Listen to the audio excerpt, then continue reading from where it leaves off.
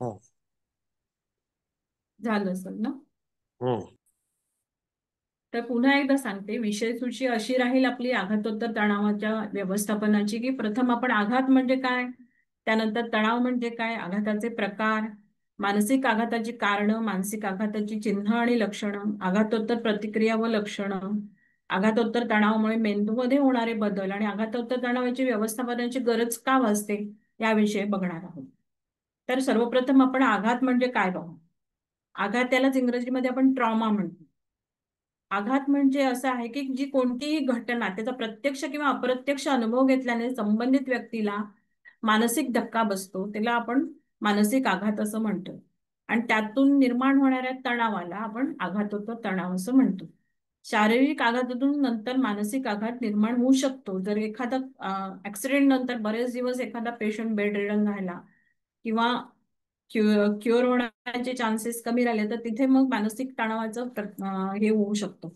American psychological association APA नुसार आघाताची व्याख्या: any disturbing experience that results in significant fear, helplessness, dissociation and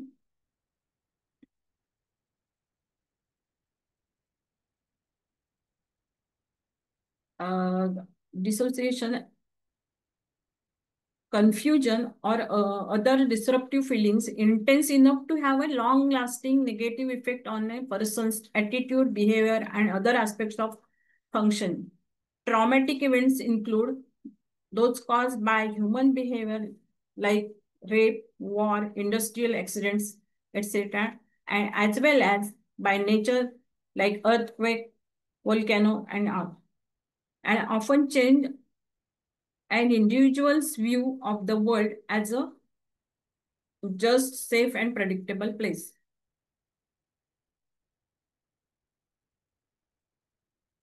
कोणत्याही त्रासदायक अनुभवाचा परिणाम लक्षणीय भीती, असहायता, असहचर्य, गोंधळ किंवा इतर व्यत्ययकारक भावनांमध्ये होतो, ज्यामुळे एखाद्या व्यक्तीच्या वृत्ती, वर्तन आणि कामकाजाच्या इतर पैलूंवर दीर्घकाळपर्यंत नकारात्मक प्रभाव पडतो.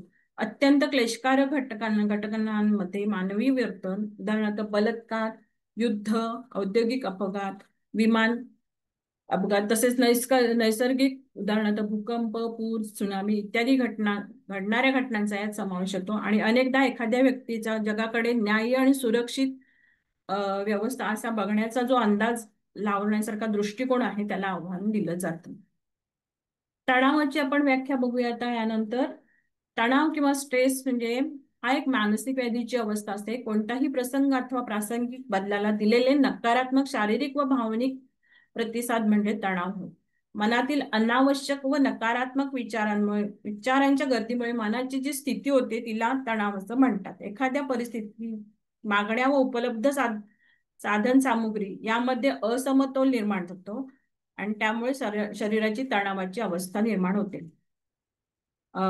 तणाव शारीरिक अथवा मानसिक असा दोन्ही प्रकारचा असतो आणि त्यामुळे शरीरावरती आणि मनावरती परिणाम होतात. जसं की शरीरावरती पित्तविकार, भूक न लागणं, वजन कमी, हृदरोग, दमा, रक्त दाब, मधुमेह, यकृत किंवा मूत्रपिंडांचे विकार होतात. आणि मानसिक याच्यामध्ये थकवा, अतिरिक्त राग येणे, विकृत व्यक्तिमत्व, निरुत्साह, उदासीनता, निद्रानाश, विस्मरण आणि भावना विवस्था अशी लक्षणं दिसून येतात. आघाताचे आपण आता प्रकार बघूया. आघात हा शारीरिक आणि मानसिक असा दोन प्रकारचा असला तरी दोन्ही प्रकारात मानसिक आरोग्यावर होणारा परिणाम हा बघण्यात येतो. अॅक्यूट ट्रॉमा म्हणजे तीव्र आघात. यामध्ये भावनिक प्रतिसाद एकाच त्रासदायक घटनेदरम्यान आणि घटनेनंतर त्वरित होतो, त्याला अॅक्यूट म्हणतात. क्रॉनिक ट्रॉमा म्हणजे जुनाट आघात. यामध्ये दीर्घकालीन भावनिक प्रतिक्रिया जी व्यक्तीला दीर्घकाळपर्यंत किंवा वारंवार घडणाऱ्या त्रासदायक घटनांमुळे अनुभवास येते. कॉम्प्लेक्स ट्रॉमा म्हणजे जटिल आघात. एकापेक्षा जास्त वेगवेगळ्या त्रासदायक घटनांशी संबंधित भावनिक प्रतिसाद कॉम्प्लेक्स ट्रॉमा असं म्हणतात. कॉम्प्लेक्स ट्रॉमा हा आजार अन्य व्यक्तींच्या दीर्घकालीन किंवा गंभीर आणि पुनरावृत्ती गैरवर्तनामुळे ते असे मानलं जातं. हे गैरवर्तन साधारणपणे पीडित व्यक्तीच्या बालपण किंवा पौगंडावस्थेतील काळात झालेले असते. आता मानसिक आघाताची कारणं कोणती कोणती आहेत? एक तर स्वतःसोबत घडलेला अपघात, शारीरिक वा लैंगिक अत्याचार किंवा बलात्कार, शारीरिक किंवा मानसिक छळ, दमदाटी, नैसर्गिक नैसर्गिक आपत्ती जसं भूकंप, पूर, त्सुनामी, ज्वालामुखीचा स्फोट, युद्ध किंवा युद्धातील सहभाग, आतंकवादातील सहभाग, नोकरी जाणे, आंतरपिढी आघात म्हणजे जेनेटिकली ट्रान्समिटेड, मागील पिढीतून जनुकाद्वारे पुढील पिढीत जाणारे आघात ही मानसिक आघाताची कारणे आहेतच. त्याशिवाय आई वडिलांशिवाय बालपण, आई वडील व तत्सम काळजीवाहू व्यक्तीकडून दुर्लक्ष होणं, गुन्हा प्रत्यक्ष सहभाग अथवा अप्रत्यक्ष अनुभव गुन्ह्याचा, घटस्फोट हेही एक एक मानसिक आघाताचं कारण आहे. जवळच्या व्यक्तीचा मृत्यू किंवा विरह, 24 तास ब्रेकिंग न्यूज हे एक महत्वाचं कारण आहे. त्यामुळे बातम्या देणारे व बातम्या बघणारे मानसिक आघाताचा अनुभव घेत असतात. आता मानसिक आघातोत्तर तणावाची चिन्ह आणि लक्षण. त्या चिन्हामध्ये काय येतं की तो जी व्यक्ती मानसिक आघाताने पीडित असते तिला सतत नकारात्मक मानसिकता होते, सतत नकारात्मक विचार तिच्यामध्ये येत असतात. नेहमी अतिसावध पवित्रा, तीव्र प्रतिक्रिया, म्हणजे एक साधीशी गोष्ट जरी सांगायला गेली तर त्याच्यावरती त्यांची रिएक्शन एकदम हॉरिबल असते. म्हणजे आपल्यालाच प्रश्न पडतो की आपण बोललो काय आणि समोरच्या व्यक्तीकडून रिस्पॉन्स कसा येतो. भावनिक बधिरता म्हणजे नीट भावना व्यक्त करता येत नाही. दुःस्वप्न म्हणजे रात्रीची भयानक स्वप्न पडतात. नैराश्य, आघातजन्य घटना पुन्हा पुन्हा आठवत राहतात त्या व्यक्ती. आघातजन्य जागा, वस्तू, विषय याविषयी बोलणं किंवा जाणं टाळतात या शक्यतो. त्यांची एकाग्रता कमी होते, सतत भीती वाटते, संशय त्यांच्या मनात असतो की कोणीतरी मला काहीतरी करेल किंवा कोणी माझ्या विरुद्ध काही करतंय अशा पद्धतीचा संशय येतो. कोणत्याही गोष्टीतील रस कमी वा नष्ट होणे, अपराधीपणा व लज्जास्पदपणाची भावना, व्यसनाधीनता, समाज वा व्यक्तिसमूहापासून अलिप्त दूर एकटं राहण्याची त्यांना सवय होते आणि शोक हा हे एक लक्षण त्यामध्ये आहे. ह्या दोन्ही स्लाइड्स आहेत त्याच संदर्भातल्या आहेत. आता आपण हे स्पेशली बघायचं आहे की CPTCD म्हणजे कॉम्प्लेक्स पीटीसीडी मध्ये जी लक्षणं येतात, unlike PTSD which is often in link to single event, CPTCD मध्ये stems from the ongoing repeated trauma, emotional dysregulation, difficulty managing emotions, frequent mood swings or feeling numb, hypervigilance, always being on high alert mode for danger even in safe situations, intuitive memories, flashbacks, nightmares, or reliving traumatic events, avoidance, avoiding places, people, or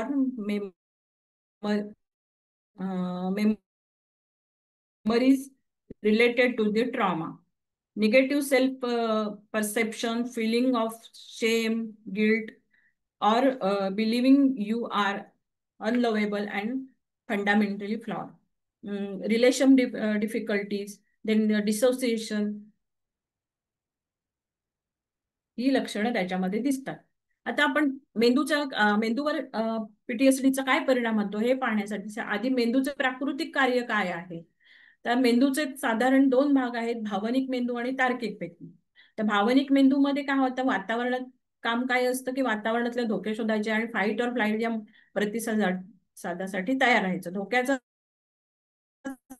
सामना करण्यासाठी sympathetic nervous system ला सक्रिय राहण्यास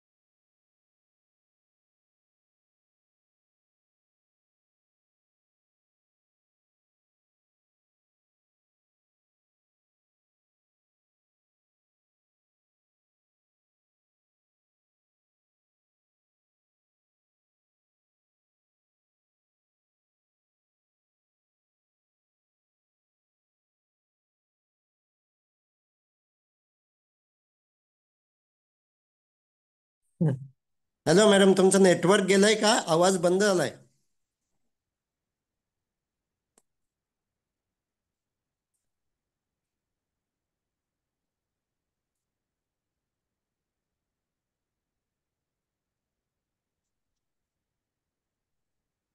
येतोय आवाज sir?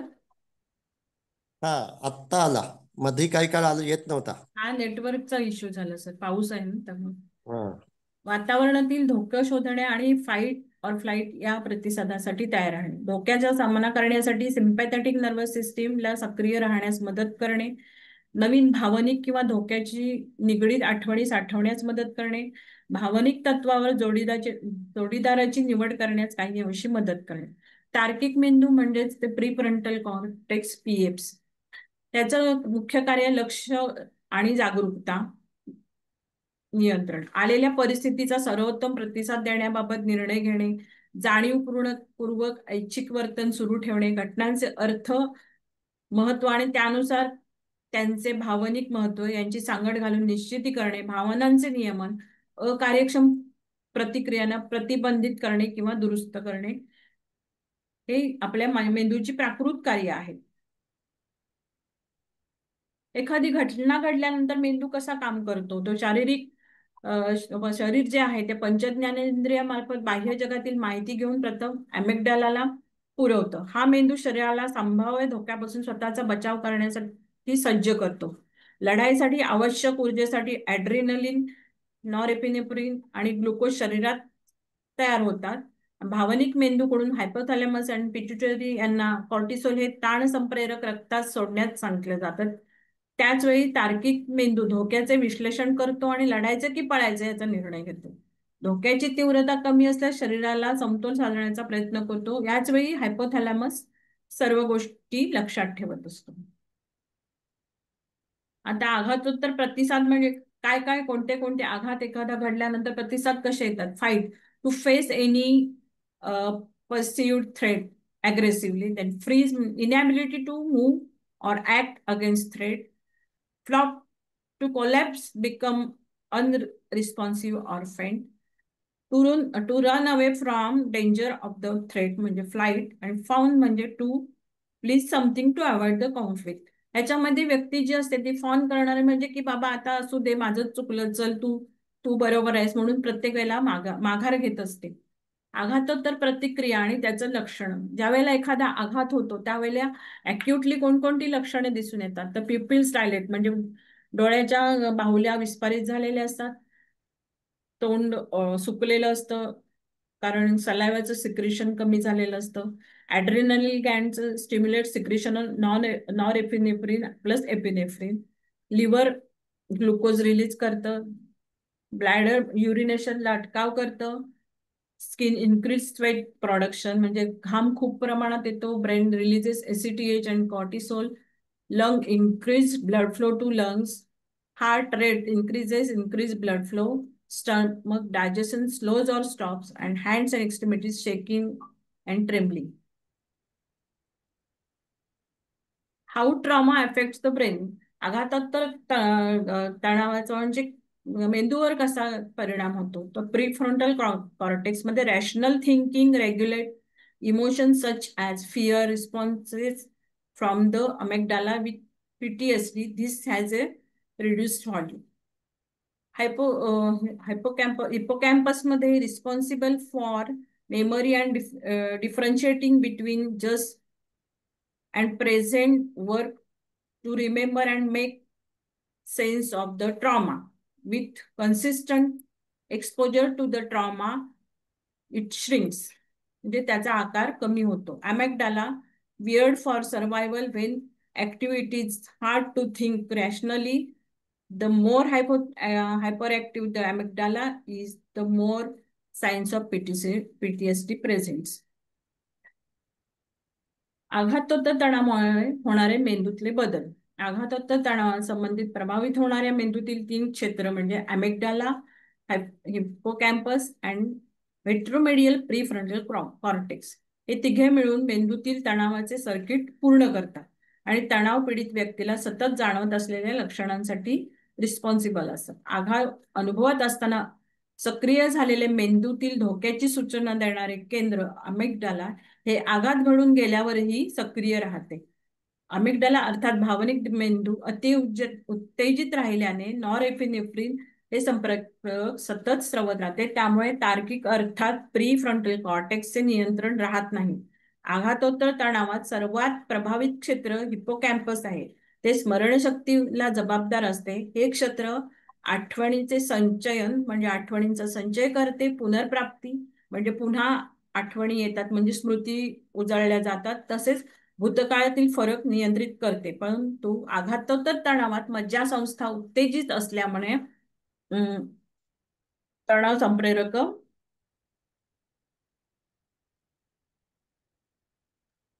स्रवत राहतात. त्यामुळे hippocampus मधील ग्लुकोकॉर्टिकॉइड पेशींचं नुकसान होतं.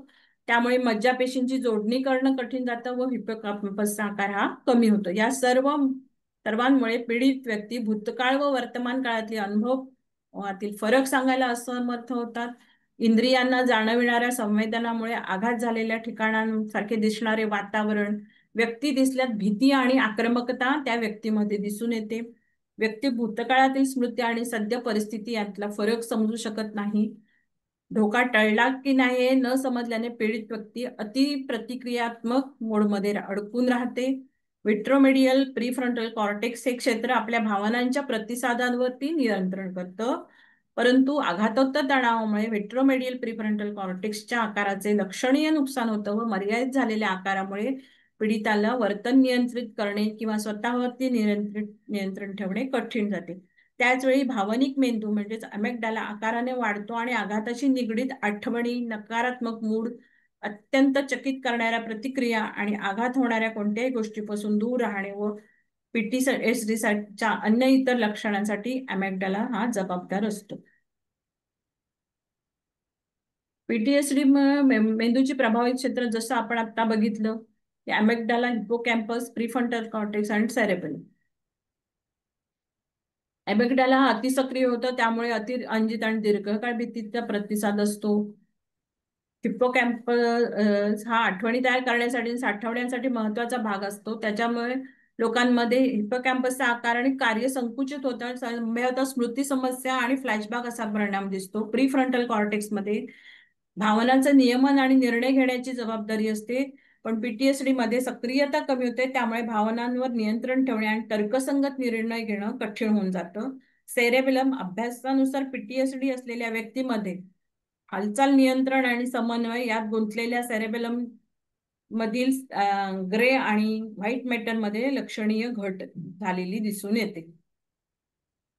न्यूरोकेमिकल बदल काय होतात ब्रेनमध्ये तर कॉर्टिसोल पीटीएसडी असणाऱ्या रुग्णांमध्ये बऱ्याच वेळा बेसलाईन कॉर्टिसोलची पातळी कमी होते आणि सीआरए कॉर्टिकोट्रॉपिन रिलीजिंग फॅक्टरची पातळी वाढते. नॉन एपिनेफ्रिन आणि एपिनेफ्रिन संशोधन अभ्यासानुसार असं दिसून आलंय की पीटीएसडी असलेल्या रुग्णांमध्ये नियंत्रणाच्या तुलनेत नॉन एपिनेफ्रिन आणि ईपीआय एपिनेफ्रिनची पातळी जास्त असते. सेरोटोनिन आणि डोपामाइन आणि डोपामाइन मधील असंतुलन, मूड नियमन आणि उत्साह यामध्ये गुंतलेले न्यूरोट्रान्समीटर देखील पीटीएसडीच्या लक्षणांना कारणीभूत होऊ शकतात. हायपर विजिलन्स हे कसं दिसून येतं तर hypervigilance and startles response.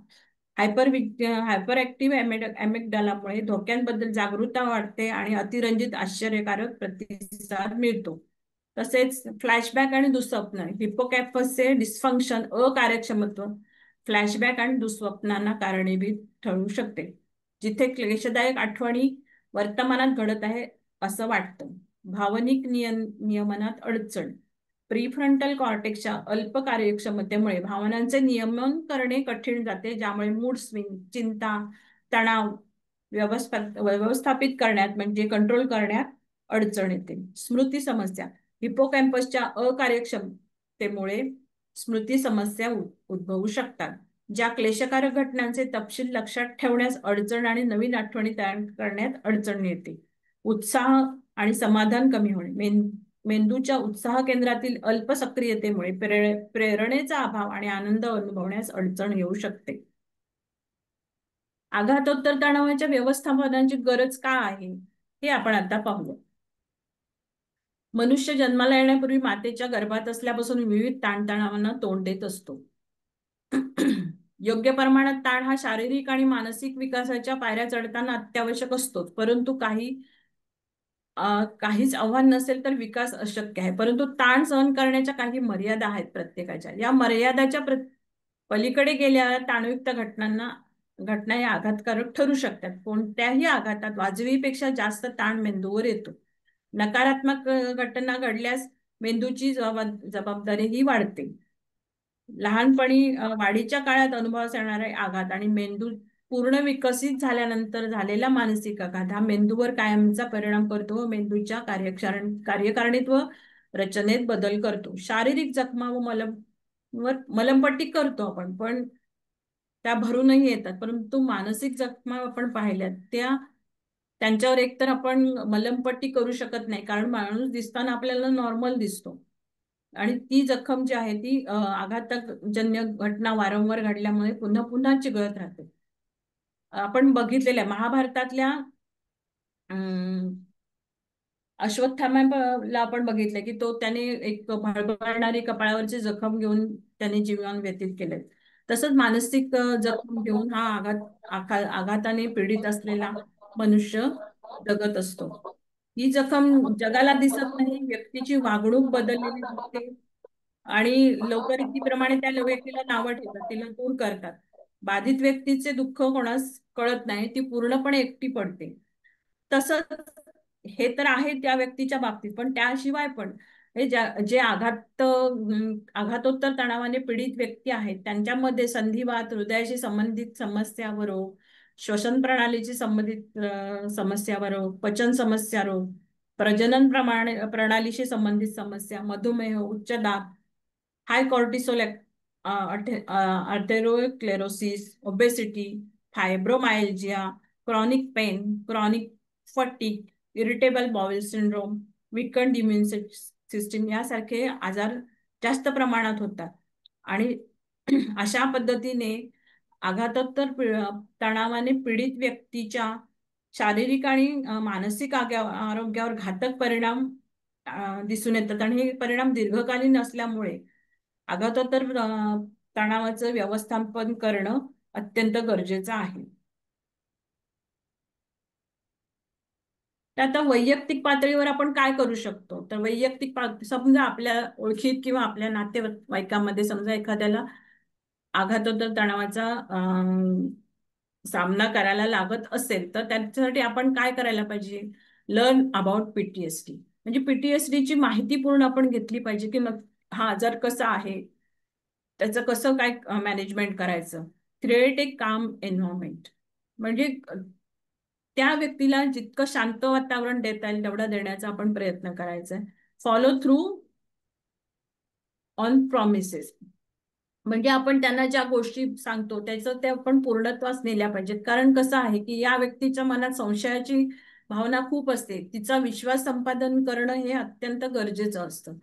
त्यामुळे आपण ज्या काही त्यांना गोष्टी सांगू की बाबा हे असं असं आपण करणार आहोत किंवा त्या नक्की केल्या गेल्या पाहिजेत. प्रोव्हाइड इमोशनल सपोर्ट, मानसिक आधार देणं अत्यंत गरजेचं असतं. कारण कसं होतं की व्यक्ती चिडचिड करते घरातली, आपल्या समजा एखादी व्यक्ती आहे ती चिडचिड करते, तर अशा वेळेला आपण तिच्यावरती अजून रागवून चालणार नाहीये किंवा आपण तिला उलट उत्तरं देऊन किंवा तिला निग्लेक्ट करून चालणार नाही. तर तिला समजून घेतलं पाहिजे की हो बाबा तुझं बरोबर आहे, पण आपण या पद्धतीने यातून कोणत्याही एखाद्या घटनेतून मार्ग काढू किंवा कोणत्याही एखाद्या समस्येतून मार्ग काढू, अशा पद्धतीचा ॲश्युरन्स, इमोशनल सपोर्ट त्या व्यक्तीला दिला गेला पाहिजे. एनकरेज थेरपीसाठी त्यांना उद्युक्त केलं पाहिजे, कारण थेरपीने या समस्या आहेत त्या कमी होण्यासाठी फायदा होतो आणि ती व्यक्ती नॉर्मल जीवन जगण्यासाठी केपेबल होते.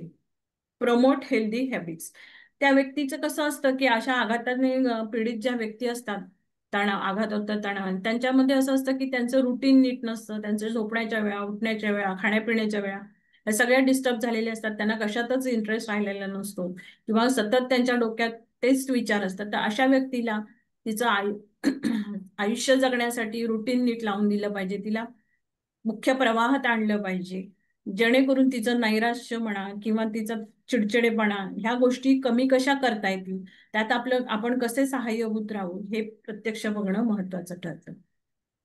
Management of post traumatic stress disorder. तर हे आघातोत्तर तणावाचे व्यवस्थापन करण्यासाठी आपण कोणकोणत्या गोष्टी वापरू शकतो? पहिली गोष्ट म्हणजे काउन्सिलिंग, दुसरी कॉग्निटिव्ह बिहेव्हिअरल थेरपी, तिसरी एक्सपोजर थेरपी, चौथी EMDR म्हणजेच eye movement desensitisation and reprocessing, service animals, then mindfulness and relaxation, meditations आणि योग. तर सर्वप्रथम आता आपण काउन्सिलिंगच्या बद्दल बोलूया. काउन्सिलिंग आपण सर्वजण करतच असतो. समुपदेशन चिकित्सा जी संभाषण चिकित्सा आहे, म्हणजे आपण त्यांच्याशी बोललं पाहिजे. जो कोण काउन्सिलर असतो तो त्याच्याशी त्या आघातोत्तर तणाव पीडित व्यक्तीशी बातचीत करत असतो आणि ही मानसोपचार म्हणून ओळखली जाते. यामध्ये व्यक्ती किंवा कुटुंब प्रशिक्षित व्यावसायिक समुपदेशकाशी अडचणी आणि प्रश्न याविषयी चर्चा करतात आणि आपले मानसिक स्वास्थ्य सुधारण्यासाठी सकारात्मक प्रयत्न करतात. समुपदेशक व्यक्ती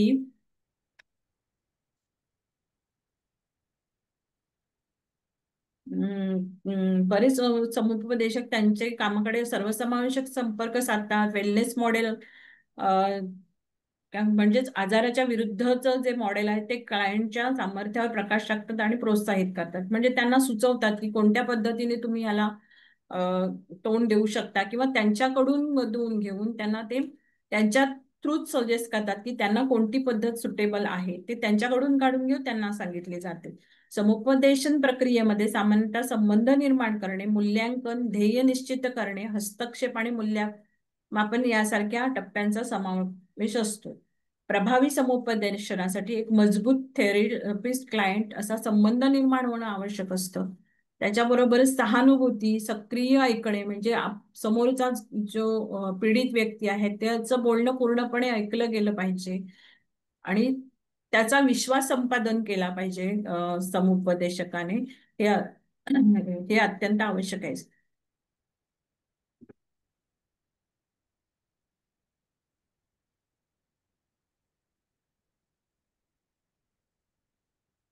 कॉग्निटिव्ह बिहेवियरल थेरपी.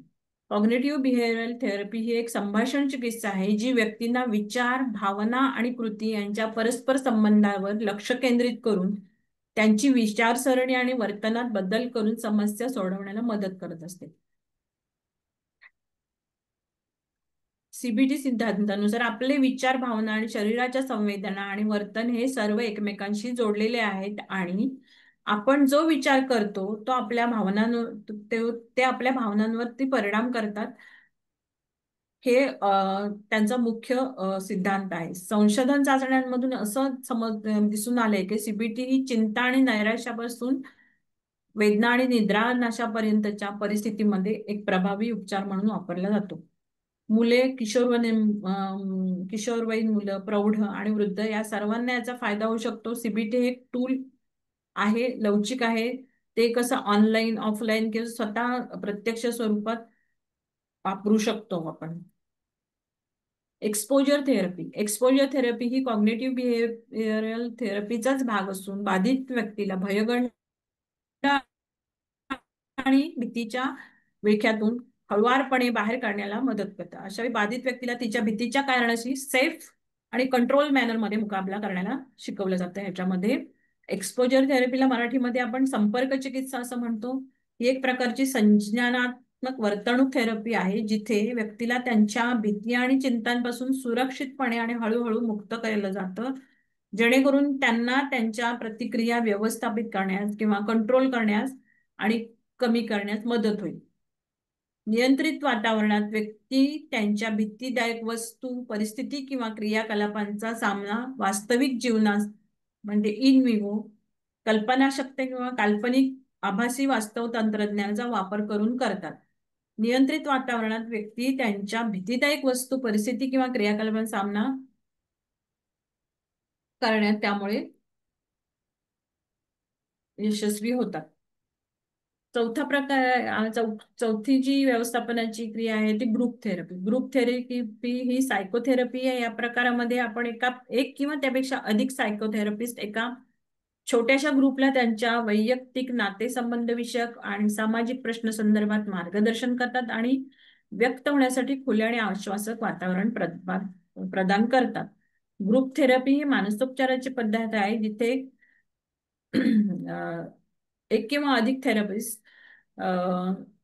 मानसिक आरोग्याच्या समस्या सोडवण्यासाठी वैयक्तिक वाढीला चालना देण्यासाठी 5 ते 15 जणांचा ग्रुप निर्माण करतात आणि त्यांना ते गाईड करतात. सामान्यतः सामायिक अनुभवांसह सहभागी गटांच्या पाठिंब्याचा, अभिप्रायाचा आणि सामायिक अनुभवांचा फायदा होतो, ज्यामुळे त्यांना कमी एकटे वाटण्यास आणि नवीन सामना करण्याच्या पद्धती शिकण्यास मदत होते. ग्रुप थेरपी सत्रामध्ये सहसा अनुभवांची देवाणघेवाण केली जाते, आव्हानांवर चर्चा केली जाते आणि एकमेकांना पाठिंबा देणे, अभिप्राय देणे. थेरपिस्ट एक सुविधा देणारा म्हणून काम करतो. त्यामध्ये तो एक सुविधा देण्याचं काम करतो, चर्चेचं मार्गदर्शन करतो आणि सदस्यांना त्यांचे वैयक्तिक अनुभव व्यापक उपचारात्मक उद्दिष्टांशी जोडण्यास मदत करतो. चिंता, नैराश्य, आघात आणि नातेसंबंधातील समस्यांसह विविध प्रकारच्या मानसिक आरोग्य आव्हानांना सामना करण्यासाठी व्यक्तींसाठी ग्रुप थेरपी फायदेशीर आहे. सामाजिक कौशल्य, आत्मसन्मान किंवा परिस्थितीशी जुळवून घेण्याची यंत्रणा सुधारू इच्छिणाऱ्यांसाठी हे उपयुक्त साधन होऊ शकतं. EMDR अर्थात eye movement and desensitisation reprocessing therapy ही रचनात्मक सायकोथेरपी असून आघात आणि आघातोत्तर तणाव यांचा उपचार करण्यासाठी वापरली जाते. या थेरपीचा वापर करत असताना विदारक स्मृतीवर प्रक्रिया करत असतानाच त्याच वेळी दोन्ही डोळ्यांच्या हालचाली सारखे बायलॅटरल स्टिम्युलेशन दिलं जातं. या दोन्ही गोष्टींच्या एकत्रित वापरामुळे व्यक्तीला मानसिक आघातातून सावरण्यास व आघातापासून निर्माण झालेल्या लक्षणांपासून आराम मिळवण्यास मदत होते. EMDR थेरपी व्यक्तींना आघातजन्य अनुभवांवर प्रक्रिया करण्यास आणि त्यांचे निराकरण करण्यास मदत करण्यासाठी 8 टप्प्यांचा प्रोटोकॉल फॉलो करते. याच्यामध्ये 8 टप्पे कोणते आहेत? पहिला आहे या इतिहास घेणं, त्याच्यानंतर उपचारांचं नियोजन केलं जातं, त्या उपचारांची तयारी केली जाते, मग त्याच्यानंतर पेशंटला जे काही रिझल्ट मिळतात त्याचं मूल्यांकन केलं जातं, संवेदना शून्यता कमी केली जाते, पेशंटला स्थिर केलं जातं, शरीराचं स्कॅन करणं, डोळे बंद करणं आणि पुनर्मूल्यांकन याचा वापर केला जातो.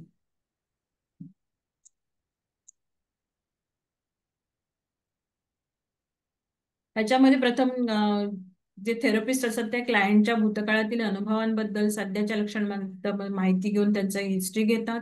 त्याच्यानंतर ते त्यांच्यासाठी एक प्रॉपर हे करतात, निर्माण करतात की आपण जे म्हणतो की कोणता फॉर्म्युला वापरायचा आहे तो तयार केला जातो. नंतर मूल्यांकन, भावना तीव्रता मोजण्यासाठी subjective units of distress scale सारख्या साधनांचा वापर करून क्लेशकार घटनेशी संबंधित विशिष्ट आठवणी, प्रतिमा, नकारात्मक श्रद्धा आणि शारीरिक संवेदना ओळखल्या जातात आणि त्यांचे मूल्यांकन केले जाते.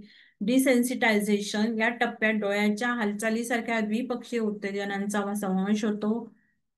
तर क्लायंटच्या आघातजन्य स्मृतीवर लक्ष केंद्रित करून स्मृतीशी संबंधित भावनिक तीव्रता कमी करण्याचं ध्येय ह्या याच्यामध्ये बाळगलं जातं. या टप्प्यात आघातजन्य स्मृतींशी संबंधित सकारात्मक श्रद्धा किंवा पुष्टीकरण बळकट आणि एकत्रित केले जातात. द्विपक्षीय उत्तेजना सहभागी होताना क्लायंटला सकारात्मक विश्वासावर लक्ष ठेवण्यास सांगितलं जातं.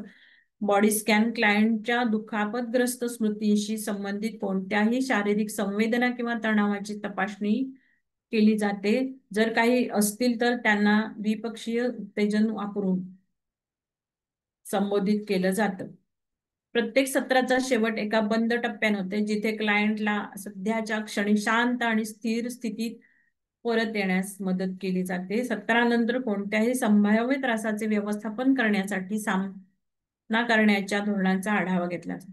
पुनर्मूल्यांकन थेरपिस्ट आणि क्लायंट उपचाराच्या प्रगतीचे मूल्यांकन करतात, ज्यामध्ये विशिष्ट लक्ष्यांची प्रक्रिया आणि उपचारांचा एकूण कोर्स समाविष्ट असतो. EMDR थेरपी सुरू होण्यापूर्वीच्या तुलनेत क्लायंटच्या भावनिक आणि शारीरिक स्थितीचे मूल्यांकन केले जाते. हा आहे सब्जेक्टिव्ह युनिट्स ऑफ डिस्ट्रेसचा चार्ट, स्केलचा चार्ट आहे हा. त्याच्यानंतर आपण बघूयात service animal therapy. Service animal therapy अर्थात ॲनिमल असिस्टेड थेरपी. या थेरपीमध्ये प्रशिक्षित प्राण्यांचा उपयोग बाधित व्यक्तीच्या शारीरिक, मानसिक आणि भावनिक आरोग्यविषयक विपरीत परिस्थितीमधून त्या व्यक्तीच्या सामाजिक, भावनिक आणि संज्ञानात्मक परिस्थितीमध्ये सकारात्मक सुधारणा करण्यासाठी केला जातो. थेरपी प्राण्यांना उपचारात्मक सेटिंगमध्ये विविध व्यक्तींना आराम आणि आधार देण्यासाठी प्रशिक्षित केलं जातं. यांची सेटिंग्स घेतली जातात भावनिक आधार देण्यासाठी आणि ताण आणि चिंता कमी करण्यासाठी. ते प्राणी जे आहेत ते सहसा रुग्णालय, शाळा, वृद्धाश्रम आणि इतर ठिकाणी भेटी देतात. कायदेशीर स्थिती प्रमाणे सेवा देणाऱ्या प्राण्यांप्रमाणे प्राण्यांना कायदेशीररित्या संरक्षण नसले तरी ते अनेक व्यक्तींचे कल्याण वाढवण्याची महत्वाची भूमिका बजावतात. थेरपी प्राण्यांना विविध लोकांशी संवाद साधण्याचे आणि शांत आणि मैत्रीपूर्ण वर्तन प्रदर्शित करण्याचे प्रशिक्षण दिले जाते. आता हा महत्वाचा आपला जो आपण नेहमी करतो ते आपलं सजगता आणि शिथिलीकरण म्हणजे सत्वावजय चिकित्सेचा मुद्दा आहे. आघातोत्तर तणावाने ग्रसित व्यक्तींना मुख्यतः भयगंड, संशय, त्यातून निर्माण होणारे नैराश्य, कोणत्याही गोष्टीला तीव्र आणि अनपेक्षित प्रक्रिया या गोष्टींचा त्रास होत असतो. ती समाज, कुटुंब यांच्यापासून मनाने दूर गेलेली असते. अशा परिस्थितीमध्ये अशा पीडित व्यक्तीचे व्यवस्थापन आणि पुनर्वसन करणे आवश्यक असते. त्यावेळेला सजगता ध्यान, दीर्घ श्वसन आणि शिथिलीकरणाचे व्यायाम सहाय्यभूत होऊ शकतात. सजगता ध्यानात वर्तमान क्षणात राहण्याचा सराव करून घेतला जातो. तर याच्यामध्ये साक्षी ध्यानाचा उपयोग होतो. त्याच्यामध्ये परिसराची सजगता, शरीराची सजगता, श्वासाची सजगता, विचारांची आणि भावनांची सजगता, अशा पद्धतीने सजगता निर्माण केली जाते आणि साक्षीभाव निर्माण केला जातो. परिसरातील आवाजावर लक्ष केंद्रित करणे, हळूहळू शरीरावर लक्ष केंद्रित करणे, श्वासोच्छवासाची गती जाणून घेणे, शरीराची आणि त्याच वेळी शरीराची छातीपोटाची हालचाली सजगतेने जाणणे. मन विचारात गुंतलं असेल तर पुन्हा पुन्हा शरीर आणि श्वासावर वळवायचं. त्यामुळे विचारांची साखळी तुटते व मन वर्तमान क्षणात राहण्याचा प्रयत्न करू लागते. सरावाने हा कालावधी वाढवता येतो आणि प्रदीर्घ सरावानंतर मेंदूमध्ये त्याचे सकारात्मक बदल झालेले दिसून येतात. दुसरा आहे एकाग्रता ज्ञान. यामध्ये वस्तू, विषय किंवा श्वास यावर लक्ष केंद्रित करणं अपेक्षित असतं आणि मन विचारांच्या जंजाळातून बाहेर पडण्यास मदत मिळतं. सरावाने मनाची चलबिचल कमी होऊन एकाग्रता वाढू लागते. मंत्रध्यान हा पण एक एकाग्रता ध्यानाचाच प्रकार आहे. यामध्ये मंत्राच्या ध्वनिफिती ऐकल्या जातात, त्यावर ध्यान केंद्रित केलं जातं. याच्या सरावामुळे मनाची एकाग्रता वाढते आणि मंत्रातील शब्दोच्चारणामुळे सकारात्मकता वाढूच लागते. कल्पना दर्शन ध्यान जे आपण EMDR मध्ये बघितलं त्याचप्रमाणे हा प्रकार होतो. ह्यात घडलेली घटना पुन्हा तंतोतंत घडली असल्याची कल्पना करून ती घटना प्रत्यक्ष घडत असल्याचा, जसा आपण सिनेमा बघतो किंवा टीव्ही सिरियल बघतो त्याच्याप्रमाणे तो अनुभव घ्यायचा आणि त्याच वेळी होणाऱ्या शरीर व मानस बदलांची अनुभूती घ्यायची आणि त्यांना साक्षीभावाने पाहत राहणे. त्याच वेळी निर्माण होणाऱ्या शारीरिक, मानसिक आणि भावनिक बदलांना प्रतिक्रिया न देता त्या गोष्टी साक्षीभावाने पाहत आणि असा सराव रोज ठराविक वेळ केल्याने सतर्कता हळूहळू कमी होते, रिएक्ट होण्याची सवय कमी होऊन रिस्पॉन्स देण्याची सवय वाढते. कृतज्ञता ध्यान या आपण आयुष्यामध्ये ज्या व्यक्ती प्रसंग आले असतील त्यांच्याविषयी कृतज्ञता व्यक्त केल्यानं प्रेम, आदर वृद्धी होते आणि सकारात्मकता वाढीस लागते आणि यामुळे मेंदूत पॉझिटिव्ह बदल होतात.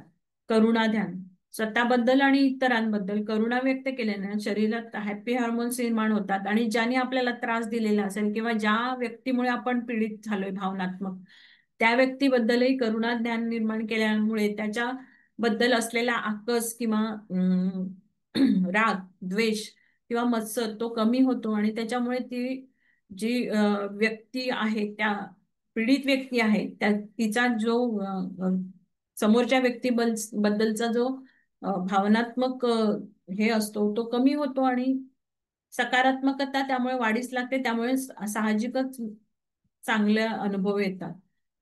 शिथिलीकरण, शरीरातील सर्व अवयवांचे जसे हात, पाय, बोटे, छाती, खांदे, मान, चेहरा आणि यांचे स्नायू क्रमशः आकुंचित करून सर्व एकदम शिथिल करायचं, आणि सोबत दीर्घ श्वसनाचा अभ्यास केला तर शरीर पूर्णपणे शिथिल होते, आणि त्यामुळे योग्य व शांत निद्रा मिळते, आणि मानसिक ताण कमी होतो. मन शांत करण्याला याचा फार फायदा होतो.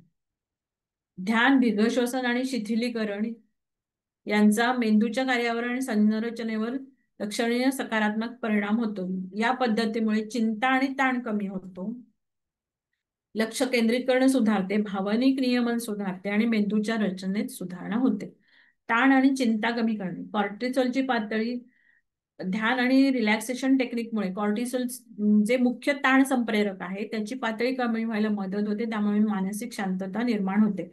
अमिगडालाचा वाढलेला आकार जो आहे तो आणि हायपर ऍक्टिव्हिटी आहे ती ध्यान आणि शीतलीकरणाच्या नियमित सरावामुळे कमी होते. त्यामुळे चिंता कमी होते आणि हायपर ऍक्टिव्हिटी कमी होते. दीर्घ श्वसनाच्या नियमित सरावाने पॅरासिम्पॅथेटिक नर्वस सिस्टीम सक्रिय होते. त्यामुळे रिलॅक्सेशन वाढते आणि ताणतणावाची प्रतिक्रिया कमी होते.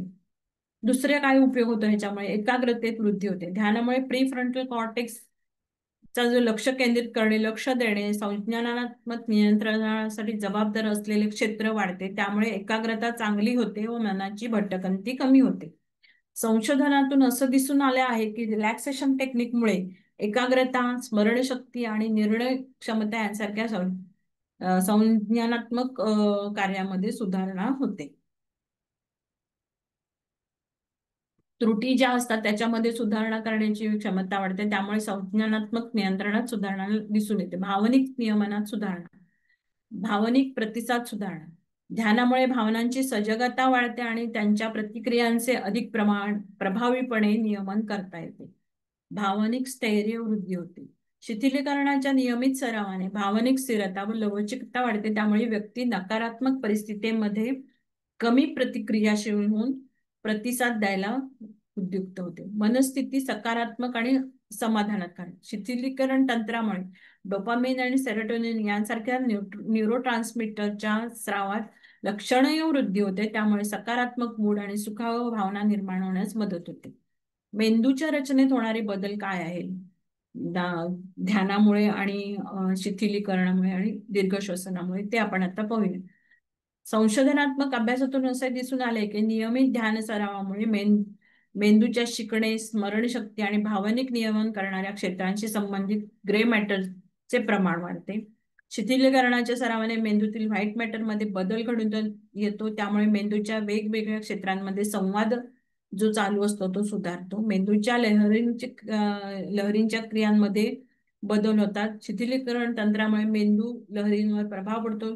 त्या उच्च लहरी ज्या ताण आणि चिंता निर्माण करणाऱ्या असतात त्या कमी होऊन म्हणजे कमी फ्रिक्वेन्सीच्या ज्या लहरी आहेत ते म्हणजे विश्रांती आणि शांततेकडे वळतात.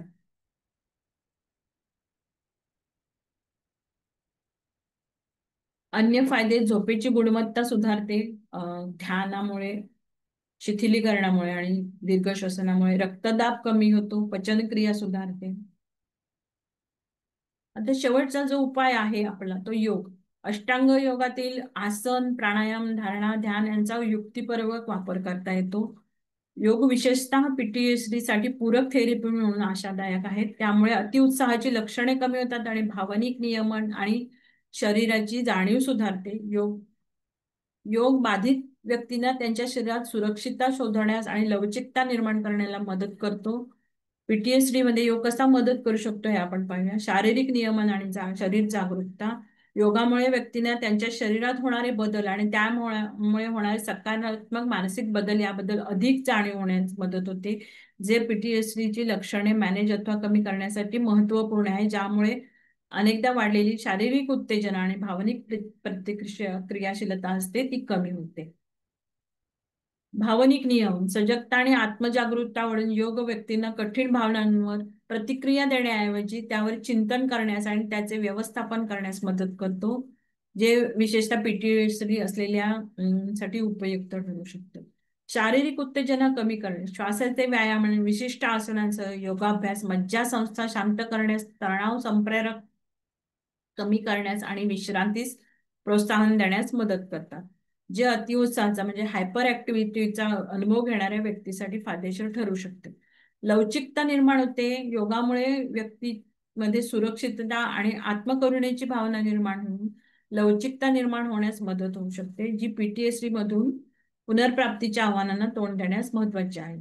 झोप सुधारणे, योगामुळे झोपेची गुणवत्ता सुधारण्यास मदत होते, जी बहुतेकदा पीटीएसडी असलेल्या व्यक्तींमध्ये झोप विस्कळीत झालेली असते. आत्मसन्मान आणि आत्मकार्यक्षमता वाढणे, योगामुळे आत्मसन्मान आणि आत्मकार्यक्षमतेची भावना निर्माण होते, जी विशेषतः आघात अनुभवलेल्या व्यक्तीसाठी अत्यंत महत्वाची बाजू असते. फायदेशीर ठरू शकणारे योगाचे प्रकार: कुंडलिनी योग, ज्यामध्ये श्वासोच्छवासाचे व्यायाम आणि ध्यान यावर लक्ष केंद्रित केले जाते. ते चिंता आणि ताण कमी करण्यासाठी विशेष उपयुक्त ठरतात. योगाचे इतर प्रकार: हठयोग आणि विन्यास यासारखे इतर प्रकारचे योग देखील पीटीएसडी साठी फायदेशीर ठरू शकतात. परंतु कसं आहे, हठयोगामध्ये आणि विन्यास योगामध्ये जे मुवमेंट्स असतात त्या फास्ट असतात. तर त्या ठिकाणी रुग्णाला जे किंवा क्लायंटला जे सहन होईल त्या पद्धतीने सौम्य आणि सहाय्यक अशा शैली त्यामध्ये शोधली गेली पाहिजे. आणि त्या योगाभ्यास करण्यापूर्वी काही महत्वाच्या सूचना अशा आहेत: व्यावसायिक योग चिकित्सक किंवा योग शिक्षकाचं मार्गदर्शन घ्यावं. पीटीएसडीच्या उपाययोजनेत योगाचा समावेश करताना पात्र आणि आघाताविषयी जाणकारी असलेला योग प्रशिक्षक किंवा थेरपिस्ट कडून मार्गदर्शन घेणं उपयोगी पडेल. योगाभ्यास करताना चटकन फार एकदम सराव भरावर करावा किंवा पटपट करावा असं अपेक्षित नाहीये. तर तुम्ही योगाभ्यासाची सुरुवात करताना हळूहळू सुरुवात करा आणि मग नंतर तुमच्या सरावाची तीव्रता आणि कालावधी वाढवू रुग्णाला आपण सरावाचं हे देऊ शकतो. प्रत्येक वेळेला तुम्ही प्रत्येक रुग्णाला सांगताना असं सांगितलं पाहिजे की योग करताना तुम्ही तुमच्या शरीराकडे लक्ष द्या. जर तुम्हाला काही वेदना किंवा अस्वस्थता जाणवत असेल तर थांबा. कसं असतं, योगाचा क्लास असतो तो बरेच लोक असतात, त्यातील काही चटकन करू शकणारे असतात, काहींना चटकन करता येत नाही. तर अशा वेळेला प्रत्येकाच्या पेस प्रमाणे जाणं इथे अपेक्षित आहे. योगासनांचा परिणाम दिसण्यासाठी वेळ लागतो, म्हणून धीर धरणं हे क्रमप्राप्त आहे. मानसोपचार आणि औषधोपचार यासारख्या इतर उपचारांसोबत पूरक म्हणून योगाचा उपयोग होऊ शकतो. आता आपण इथे विविध प्रसंगातली तणाव नोंदणीची सारणी एक बघूया, एक अभ्यासाचा विषय म्हणून. त्याच्यामध्ये डेथ ऑफ स्पाउसला जास्ती हे आहे. त्याच्यानंतर death of parents, then divorce, fired from work, then बऱ्याच बारीक आहे, थोडं थोडं वाचायला कठीण जाते.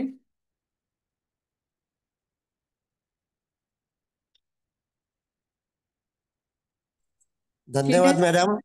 हा, ठीक आहे. खूप तुम्ही जवळजवळ 50-55 मिनिटं बोलता आहात आणि तुम्ही खूप चांगला अभ्यास केलेला आहे. स्लाइड खूप चांगल्या, जवळजवळ 53-54 स्लाइड तुम्ही तयार केल्या आहेत.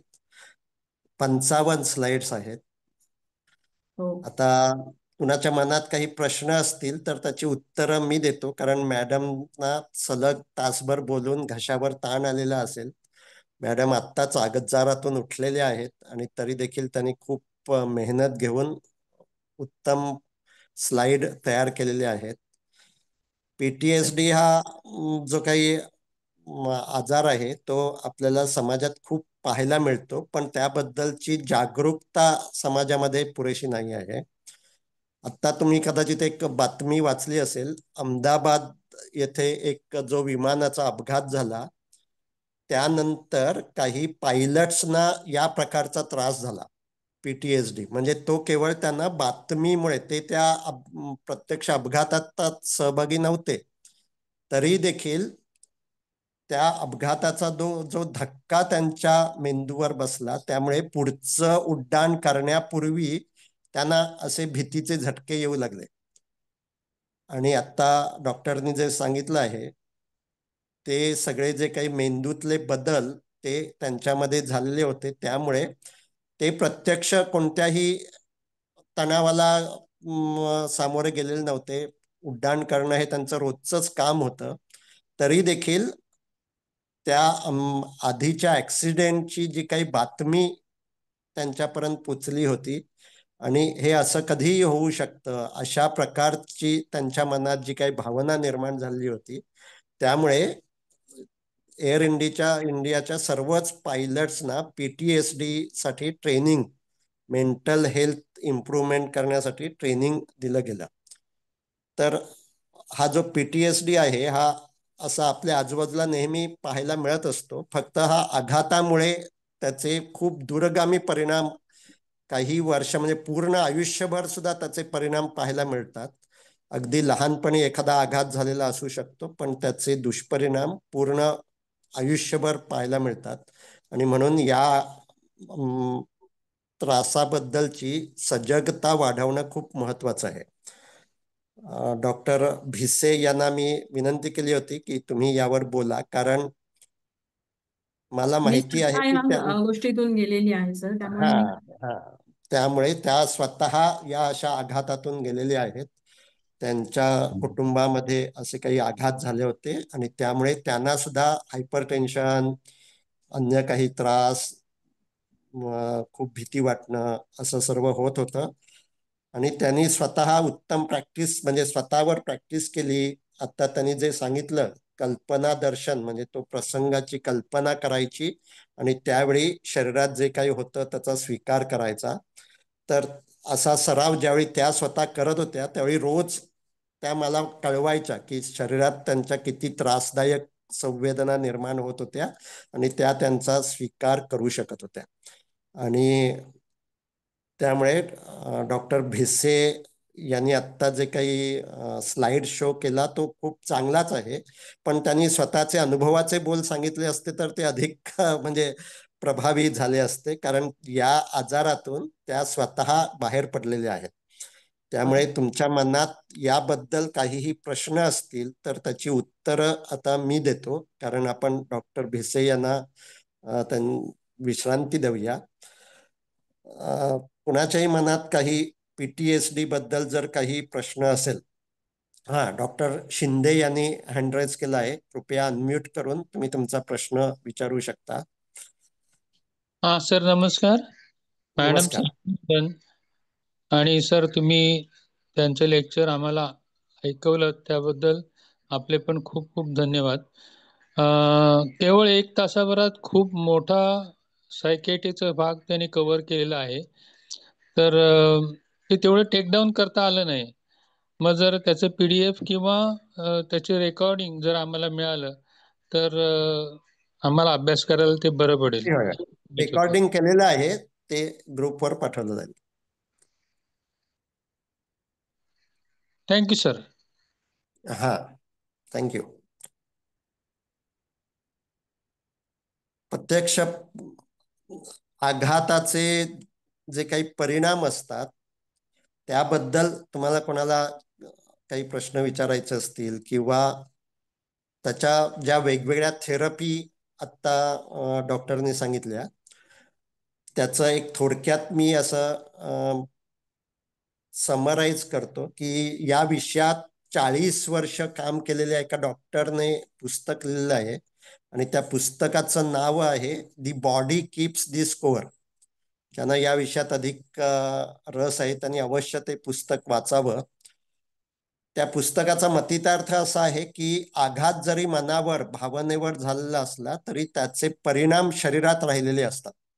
आणि म्हणून त्यांनी त्या पुस्तकाचं नावच असं ठेवलं आहे की बॉडी कीप्स दी स्कोअर. क्रिकेटचा स्कोअर जसा लिहिला जातो तसं आपल्या आयुष्यात जे काही भावनिक आघात माणसावर झालेले असतात, त्याचं सर्व स्मृती ही शरीरात ठेवली जाते.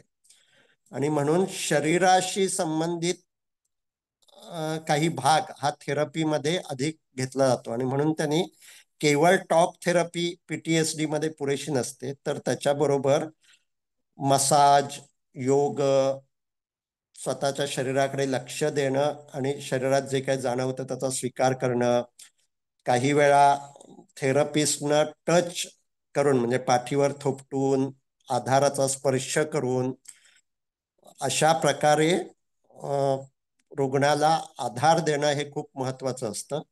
आता डॉक्टरनी जसं सांगितलं तसं अराउझल त्या पेशंटचं खूप वाढलेलं असतं. छोट्या छोट्या घटनांनी ती व्यक्ती दचकते, तिला सतत भीती वाटते. पूर्वीचे जे काही प्रसंग आहेत ते आत्ता पुन्हा जणू काही घडतील असं त्या व्यक्तीला वाटत राहतं. काही वेळा तर ते पुन्हा घडताहेत असे भास त्यांना होतात. रात्री झोपेत ती भयानक स्वप्न पडतात आणि या सगळ्याचं कारण याच्या स्मृती ज्या काही आहेत त्या जशा मेंदूत साठलेल्या असतात तशाच शरीरात देखील साठलेल्या असतात. आणि त्यामुळे आता डॉक्टरनी जसं सांगितलं योगासनं, पण ती सुद्धा अतिशय सावकाशपणे योगासनं करणं आणि त्यावेळी शरीराकडे लक्ष देणं आणि शरीरात जे काही जाणवतं त्याचा स्वीकार करणं हे खूप महत्वाचं आहे असं डॉक्टरांनी त्या पुस्तकात नमूद केलेलं आहे. इथे आता 2 हँड रेज झालेले आहेत, प्राची मॅडम आणि शिवाजी मुटकुले. प्राची मॅडम, तुम्ही प्रश्न विचारू शकता. म्हणजे ऍक्सिडेंट किंवा असंच काही भावनिक आघात नाहीयेत किंवा मृत्यू असे नसले तरी इतर अनेक आघात होतच असतात. म्हणजे लहानपणापासूनही झालेले असतात. मग त्याचा एक 50 नंतर कसा परिणाम होऊ शकतो शरीरावर आणि त्याच्यातून मग तो परिणाम पूर्णपणे जाऊ शकेल ना माइंडफुलनेस प्रॅक्टिसने? हो हो, परिणाम पूर्णपणे जाऊ शकेल. फक्त त्यासाठी दीर्घकाल सातत्यानं आणि नीट समजून घेऊन प्रॅक्टिस करायला हवी. तर आपण जे इमोशनल डिसऑर्डर सगळी जी म्हणतो, मग ती हा. अँझायटी असेल, डिप्रेशन असेल, पॅनिक अटॅक असेल, ओसीडी असेल, या सगळ्याचं एक महत्वाचं कारण आघात हे आहे, भावनिक आघात हे आहे. आणि तुम्ही म्हणता तसं तो आघात हा केवळ काय ऍक्सिडेंटच असेल असं नाही. लहानपणी समजा नीट वागणूक मिळाली नसेल, दुर्लक्ष झालेलं असेल, तरी तो देखील एक आघातच आहे. आणि त्यामुळे हे जे सगळे इमोशनल डिसऑर्डर त्याची आपण 3 कारणं म्हणतो. एक म्हणजे जीन्स, दुसरं भावनिक आघात आणि तिसरं चुकीच्या सवयी. तर हा भावनिक आघात हा या सर्व इमोशनल डिसऑर्डर निर्माण करायला कारणीभूत ठरत असतो. पण माइंडफुलनेस प्रॅक्टिस केली म्हणजे मनात विचार येत आहेत, त्या विचारांपासून अलग होऊन त्या विचारांमुळे शरीरात जे काही होत आहे त्याकडे लक्ष देऊन त्याचा स्वीकार करणं हे जमू लागलं तर ही जी काही स्मृती मेंदूतही कोरली गेलेली असते आणि शरीरात साठलेली असते ती पूर्णतः काढून टाकता येऊ शकते. त्यासाठी हा सराव नियमितपणे करणं आवश्यक आहे. आता याला काही जो EMDR असं जे आता डॉक्टरनी एक थेरपी सांगितली ती सुद्धा माइंडफुलनेसला पूरक अशी थेरपी आहे. आपण सुद्धा रविवारचं एकदा तो प्रकार केला होता. EMDR म्हणजे आय मुवमेंट डिसेन्सिटायझेशन रिप्रोसेसिंग. म्हणजे काय करायचं की डोळे आपल्या जी डोळ्यांची हालचाल पूर्ण डावीकडे पूर्ण उजवीकडे अशी करायची. EMDR थेरपिस्ट पेशंटच्या समोर बसून एक पेन किंवा बोट असं त्याच्या डाव्या बाजूला आणि उजव्या बाजूला असं फिरवतो आणि मानेची हालचाल न करता केवळ डोळ्यांची हालचाल करायला सांगतो. 2 मिनिटं अशी डोळ्यांची हालचाल केली की डोळे बंद करायचे आणि त्यानंतर शरीरात जे काही होतं त्याकडे लक्ष द्यायचं. त्यामागचं थिअरी अशी आहे की ज्यावेळी आपण असे डोळे हलवतो त्यावेळी एक प्रकारे जसं आपण स्वप्न पडताना आपल्या मेंदूत जे घडतं ते मुद्दामहून ज्यावेळी आपण असे डोळे हलवतो त्यावेळी घडतं आणि त्यामुळे अशा ज्या काही दबलेल्या आठवणी असतील त्या निर्माण होतात, त्या प्रकट होतात. त्यावेळी त्या व्यक्तीला खूप त्रासदायक विचार मनात येऊ शकतात, तसंच त्रासदायक संवेदना शरीरात निर्माण होऊ शकतात. आता त्या संवेदनांचा स्वीकार केला की हळूहळू ती जी काही स्मृती आहे ती स्वच्छ होते. त्यामुळे ही EMDR ची सुद्धा पुन्हा पुन्हा सेशन्स घ्यावी लागतात. समोरासमोर ते करून घेणं हे अधिक चांगलं असतं, कारण जर खूप अस्वस्थता पेशंटमध्ये आली तर त्याला लगेच रिलॅक्स करणं हे आवश्यक असतं. त्यामुळे असे EMDR सारखे काही उपाय या PTSD मध्ये वापरले जातात. हा. याच्यावरती एक प्रश्न होता की काहींना ती डोळ्यांची हालचाल, म्हणजे तुम्ही म्हणाला 2 मिनिटं, पण ते काही सेकंद सुद्धा ती हालचाल होऊ शकत नाही, की बरोबर डोळे दमतात आणि नाही करू शकत, म्हणजे मग तो खूप त्रास आलेलाच असतो का शरीरातून, होय होय संवेदनातून बरोबर बाहेर?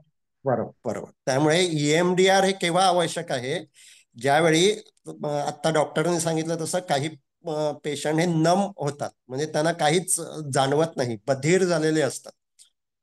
ती बधिरता ज्यांच्यामध्ये आहे त्यांच्यासाठी EMDR अधिक उपयोगी आहे. त्यांना त्या आठवणी या डोळ्यांच्या अशा हालचाली केल्या की त्यामुळे पुन्हा निर्माण होऊ शकतात. ज्यांना ऑलरेडी त्या आठवणी येत आहेत आणि मन अस्वस्थ होत आहे त्यांना EMDR आवश्यक नाही. जे हा असे डम झालेले असतात, ज्यांना हे काही समजत नसतं, एक प्रकारे बधिर अवस्था असते, आणि त्यामुळे PTSD मध्ये तर काही वेळा मसाज केलेला सुद्धा समजत नाही. शरीराला हात लावला तरी देखील पूर्ण शरीर इतकं बधीर झालेलं असतं की तो स्पर्श देखील अशा रुग्णांना समजत नाही, आणि हा अशा वेळी EMDR चा उपयोग हा अधिक होऊ शकतो. हा, म्हणजे सगळ्यांनी नाही करायचं ते? नाही, सर्वांसाठी ते नाही आहे. जर हा हा एखाद्या व्यक्ती अधिक बधीर असेल तर त्यासाठी EMDR अधिक उपयोगी आहे. ज्यांना अस्वस्थता जाणवतेच आहे, मनातली अस्वस्थता, शरीरातल्या संवेदना, त्यांनी म्हटलं हम्म, तसं फायब्रोमायल्जिया म्हणजे सर्व शरीरात वेदना, हे जे लक्षण आहे हे सुद्धा आघातोत्तर तणावामुळे होत असतं. हा तर तुम्हाला ते लक्षण आहे तर हे मला माहिती आहे. तर हो त्यामुळे ती जी काही वेदना आहे तिचा स्वीकार करणं हेच महत्वाचं आहे.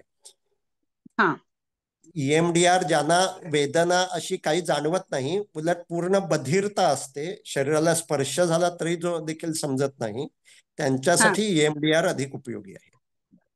हा बर. हा, शिवाजीराव, तुम्हाला काही बोलायचं होतं, विचारायचं होतं? हा सर, आता तुम्ही जे सांगितलं EMDRचं, तोच माझा प्रश्न होता. मला उत्तर मिळालंय अर्थात. पण मी असं म्हणजे जाणू इच्छितो म्हणजे सगळ्या श्रोत्यांच्या वतीने की मॅडम बद्दल जसं तुम्ही सांगितलं की स्वतःवर आलेले आघात पचवणं आणि त्यातून आपण सावरणं, तर त्या आघाताचं काही असं पॅरामीटर आहे का की लहान मुलं किंवा वयस्कर वगैरे, म्हणजे जसं शाळेत आता मुलांवर काही शिक्षकांचा बोलण्याचाही परिणाम होतो किंवा एखाद्या विद्यार्थ्याला खूप शिक्षा केली तरी त्याच्यावर काहीच परिणाम होत नाही, म्हणजे अशाबद्दलचं काही पॅरामीटर आहे का, हे मला थोडंसं जाणून घ्यायचं होतं सर. हा बरोबर. तर ते प्रत्येक व्यक्ती त्या प्रसंगाला कशी प्रतिक्रिया करते आहे, रिॲक्ट करते आहे, त्यावर देखील ते अवलंबून आहे. आणि तुम्ही म्हणालात तसं काही मुलं किती मारली तरी आपण त्याला म्हणतो कोडगा झालेला आहे, त्याला त्याचा काही परिणाम होत नसतो. तर हे कोडगा होणं हे सुद्धा आधी झालेल्या आघातांचा परिणाम म्हणून असू शकतं.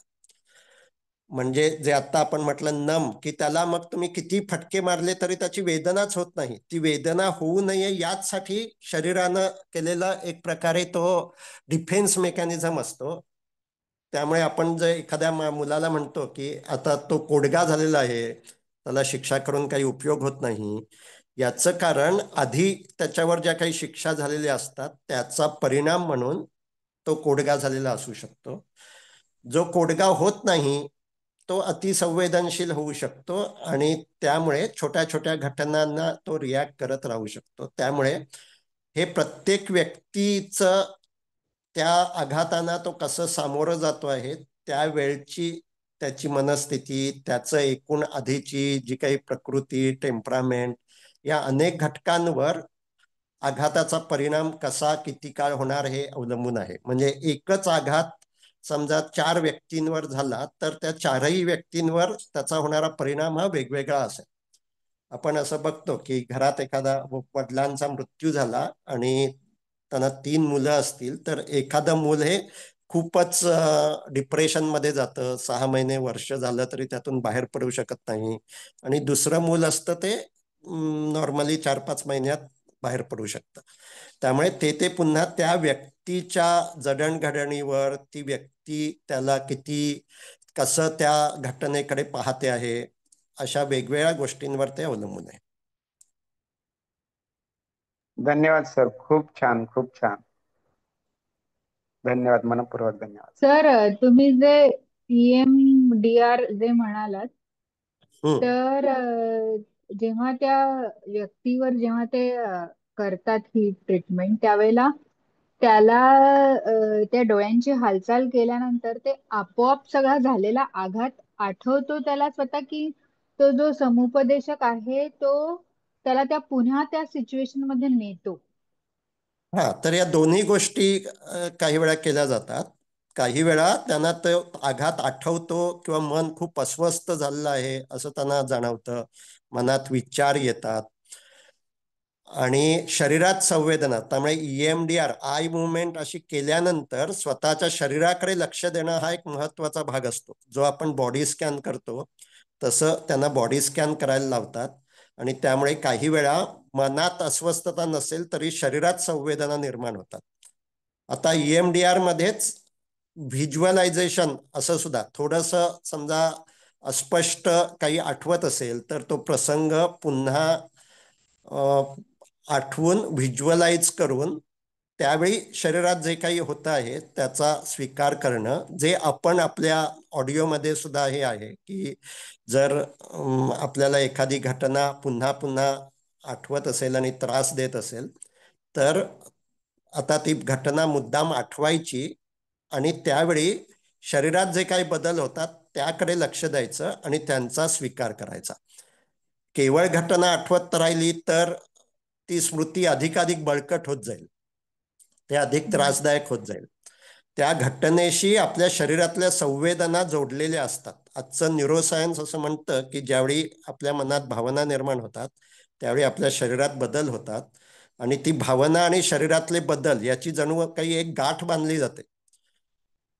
जर त्या भावनांवर काम करायचं असेल तर ती गाठ सोडायला हवी आणि त्यासाठी मुद्दामहून त्या भावना निर्माण करायच्या आणि त्यावेळी शरीरात जे काही बदल होतात त्याकडे लक्ष द्यायचं आणि त्यांचा स्वीकार करायचा.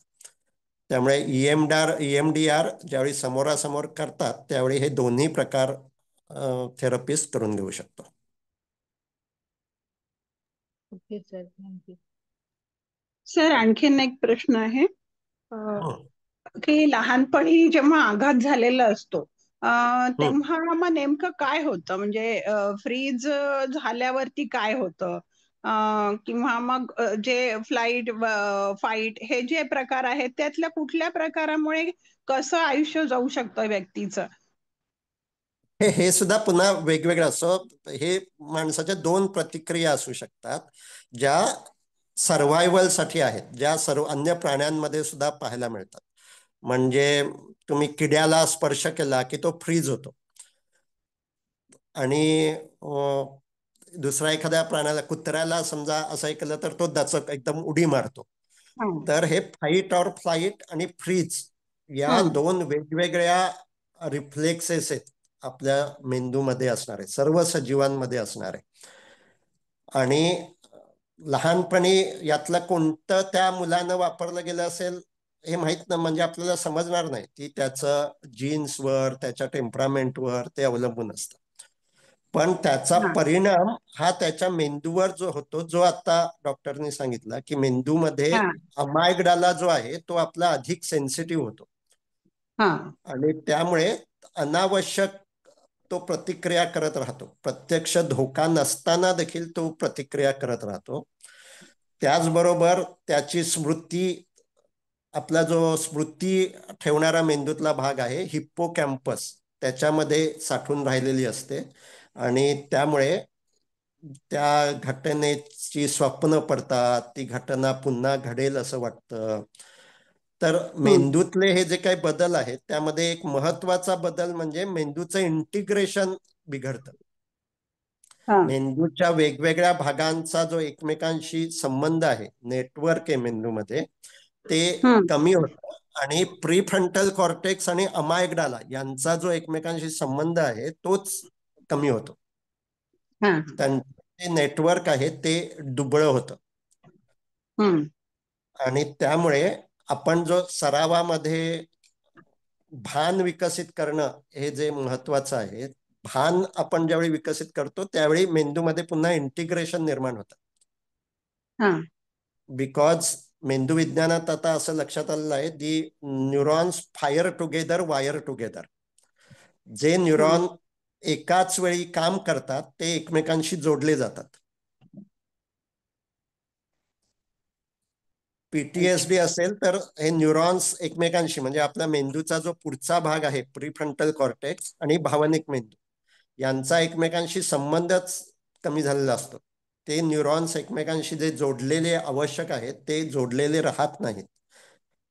ते जर हा. जोडलेले असतील तर अमायग्डालावर आपल्या प्रीफ्रंटल कॉर्टेक्स मध्ये एक भाग आहे अँटेरियल सिंग्युलेट कॉर्टेक्स नावाचा, तो हम्म. कंट्रोल करत असतो. म्हणजे आता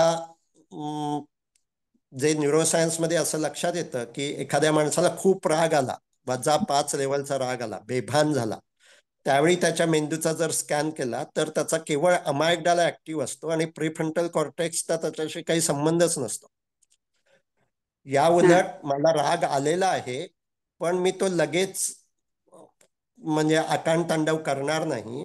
मला राग आलेला आहे, मला त्याचं भान आहे, पण मी शांतपणे तो व्यक्त करेन. असं ज्यावेळी एखाद्या माणसाची स्थिती असते त्यावेळी त्याच्या मेंदूचा स्कॅन केला तर अमायग्डाला ऍक्टिव्ह असतो कारण राग आलेला असतो, पण त्याचबरोबर प्रीफ्रंटल कॉर्टेक्स मधला एक भाग, त्याला इमोशनल रेग्युलेशन सेंटर असं म्हणतात, अँटेरियल सिंग्युलेट कॉर्टेक्स, तो सुद्धा हम्म. सक्रिय असतो हा. आणि तो जणू काही अमायग्डालावर कंट्रोल करत असतो. आणि त्यामुळे आपल्याला जे हम्म. प्रॅक्टिसने पूर्ण भान, म्हणजे केवळ श्वासावर लक्ष ठेवायचं नाहीये तर पूर्ण शरीरावर लक्ष ठेवायचं आहे. आणि आपल्याला जर पायात काय चाललं आहे आणि डोक्यात काय चाललं आहे हे एकाच वेळी समजलं तर आपल्या मेंदूतलं सुद्धा पायाशी संबंधित असणारा भाग आणि डोक्याशी संबंधित असणारा भाग, ते जे न्यूरॉन्स आहेत ते जोडले जातात हा. कारण ते एकाच वेळी काम करत असतात. हम्म. आणि त्यामुळे आपण जे पूर्ण भान म्हणतो, शरीरात काय चाललंय ते समजत आहे, मनात काय चाललंय ते समजत आहे आणि परिसरात काय चाललंय ते हम्म. समजत आहे. हे पूर्ण भान विकसित झालं तर मेंदू अधिकाधिक इंटिग्रेटेड होतो, एकमेकांशी सर्व न्यूरॉन्स हे अधिकाधिक जोडले जातात. अच्छा. हम्म. आणि हे जे आघात आठवणं किंवा असं स्वप्न पडणं, असं माझ्या बाबतीत कधीच झालं नाही, पण आयुष्यभर सतत काही ना काही आघात होत गेले म्हणून तसं झालं का? म्हणजे जे होय रिसेंट होय, असतं तेच त्यांनी आता लक्षात जो राहतं. हम्म. पीटीएसडीचा एक प्रकार सांगितला की कॉम्प्लेक्स पीटीएसडी. हा हा हा. हम्म. काही जणांना एकच आघात होतो हम्म. हम्म. आणि काही जणांवर सतत आघात होत राहतात, तर त्याचा एक कॉम्प्लेक्स परिणाम मेंदूवर आणि शरीर मनावर होऊ शकतो. हा. हा. हम्म. तर मी बोलू का? हो, बोला ना. माझ्या एका नातेवाईक स्त्रीबद्दल बोलायचंय. हम्म. मूलतः ती प्रेमळ, सर्वांचा विचार करणारी, समाजात मिसळणारी, सर्वांना मदत करणारी अशी होती. हम्म. आणि त्यानंतर साधारण 96 साली तिची 12 वर्षाची मुलगी अचानक कावळीने वारली. हम्म. आणि त्यानंतर मग हळूहळू ती रागीट व्हायला लागली, स्वार्थी हम्म. व्हायला लागली, एकलकोंडी व्हायला लागली, स्वतःपुरता विचार करणारी असं व्हायला लागली. हम्म. आणि ती सावकाश डिप्रेशन मध्ये जायला लागली. मग तिच्यावर ट्रीटमेंट सुरू झाली. मागची जवळजवळ हम्म. 15 वर्ष ट्रीटमेंट सुरू आहे. हा. हम्म. हम्म. तर गेल्या महिन्यात तिचा सेरिब्रल सर्जरी झाली. मायलोलोमा हम्म. डिसीज झाला, मायलोलोमा. हा. हम्म. त्याची हम्म. सर्जरी झाली. त्याने शिझोफ्रेनिया ट्रिगर झाला सर्जरी नंतर. हा आणि हा मग सुसायडल थॉट्स यायला लागले. मग हम्म माचीस घेऊन जाणं किंवा मग काहीतरी असं करणं, डोकं आपटून घेणं वगैरे असं सुरू झालं. आणि हम्म तर तिने तिचं गाऊन पेटवून पण घेतलं. हम्म मोठ्या मुश्किलीने ती विझवण्यात आलं. काय सिरियस इंजुरी झाली नाही, काय नाही, काय नाही. आता तर ऍडमिट आहे. मला हम्म असं म्हणायचंय, ही आता ऍडमिशन असताना नको, ती बाहेर आली त्यातून, की नंतर आपण काय करू शकतो? हा, एक तर तिची स्किझोफ्रेनियाची काय स्टेज आहे ते आपल्याला पाहायला लागेल. हं, म्हणजे तिला आपण जे म्हणतो ती समोरच्या व्यक्तीकडे लक्ष देऊ शकते का, तिला इन्साइट आहे का, तिला आपल्याला त्रास होतो आहे आणि तो कमी करायचा, हे भान असणं म्हणजे इन्साइट असणं. ती जर असेल तर सायकोथेरपीचा उपयोग होईल, नसेल तर तिला औषधं, ईसीटी हेच आधी चालू ठेवावं लागेल. इनसाइड आहे. ज्यावेळेस ती सिझोफ्रेनिक नसते ना, हा चांगली असते त्या इन्साइट असते. तिला त्रास होतोय बरोबर ती तुला सांगते ती. बरोबर. तर ज्यावेळी तिला इन्साइट असेल त्यावेळी तुम्ही तिला काही प्रमाणात हे मदत करू शकता.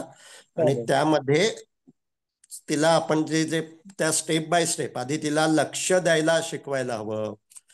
हा मग श्वासाचा हालचाल तिला त्याकडे लक्ष द्यायला सांगायला हवं. ती ती अर्धा मिनिट, 2 मिनिटं, 5 मिनिटं असं हळूहळू तिचा वेळ वाढवत न्यायला हवा. हा आणि मग श्वासाची हालचाल समजते आहे त्याबरोबर शरीरात तिला काही जाणवतं का, हा हा हा त्या मनात विचार येतात ते लिहून काढता येतील का, हा हा लिहितोय. असं.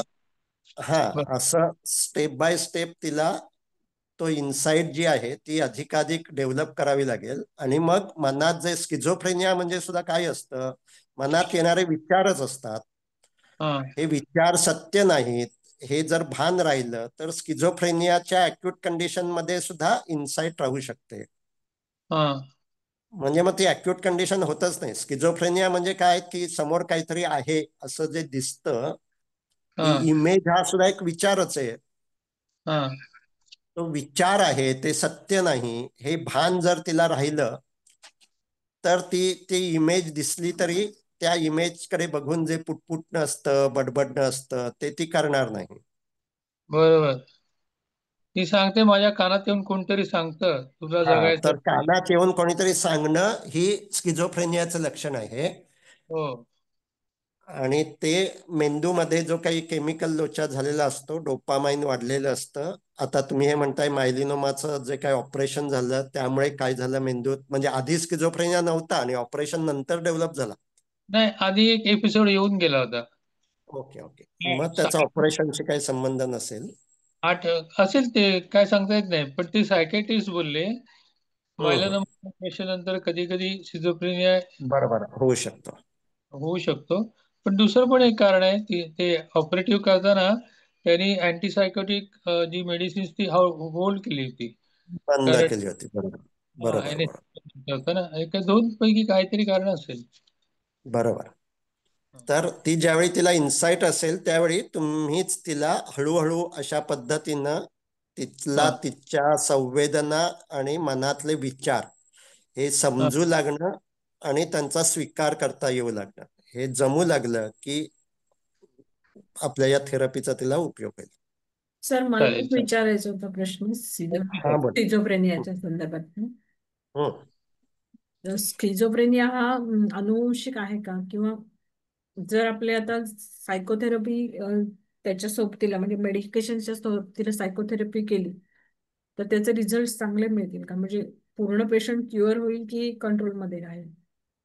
हा, तर तुम्ही यासाठी ब्युटिफुल माइंड नावाचा एक सिनेमा पहा सर्वांनी, ज्यामध्ये जॉन नॅश नावाच्या नोबेल प्राइज विनर आहेत, ते सायंटिस्ट होते, आता गेले ते. तर त्यांना स्किझोफ्रेनिया झालेला होता आणि त्यामध्ये त्यांनी नंतर औषध घेण्याचं नाकारलं. पण त्यांनी आपली जी काही थेरपी आहे तीच खरं म्हणजे प्रत्यक्षात आणली. त्या फिल्म मध्ये एक खूप छान दृश्य आहे. आता मी जे सांगितलं की ते जे जॉन नॅश होते, त्यांना कॉलेजला असल्यापासून असे भास व्हायचे की त्यांच्या बरोबर एक फ्रेंड आहे. त्या फ्रेंड बरोबर एक छोटी मुलगी त्यांना दिसत असायची आणि ते त्याच्याशी बोलायचे. प्रत्यक्षात असं कोणीच नसायचं.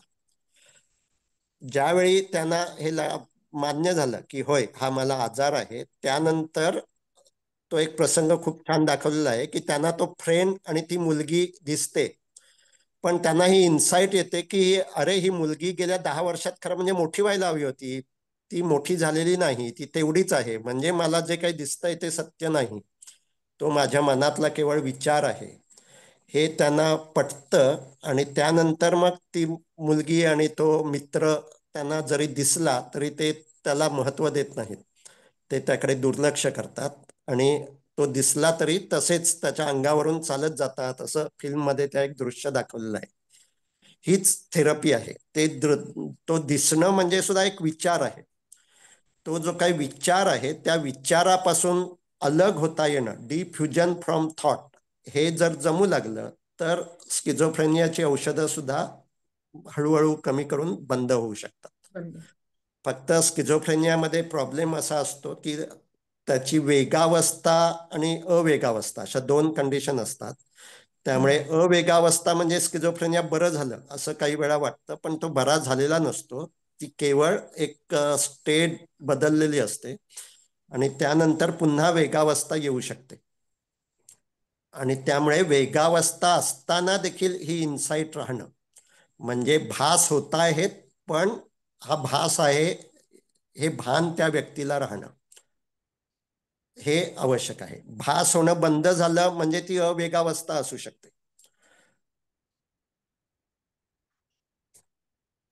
तर पण मग हे असं सेम तुम्ही वेगावस्था आणि अवेगावस्था सांगताय, ते बायपोलर डिसऑर्डर मध्ये पण असतं ना? होय होय. So bipolar disorder is also सायकोसिसचाच प्रकार आहे.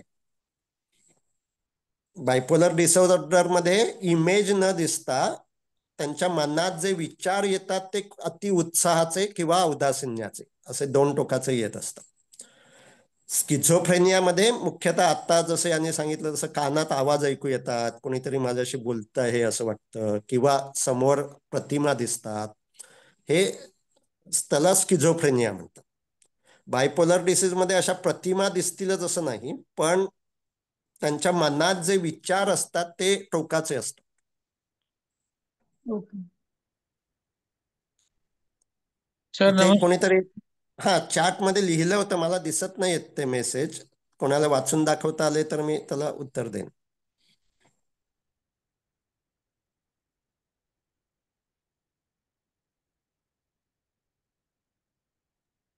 सर जोपर्यंत मी हा, थोडं बोलतो. हो बोला ना, बोला. हा. बायपोलर डिसऑर्डर साठी चांगलं पुस्तक वगैरे एखादं कोणतं आहे का? हा, आहेत ना, खूप पुस्तक आहेत. मी तुम्हाला काही नावं कळवीत.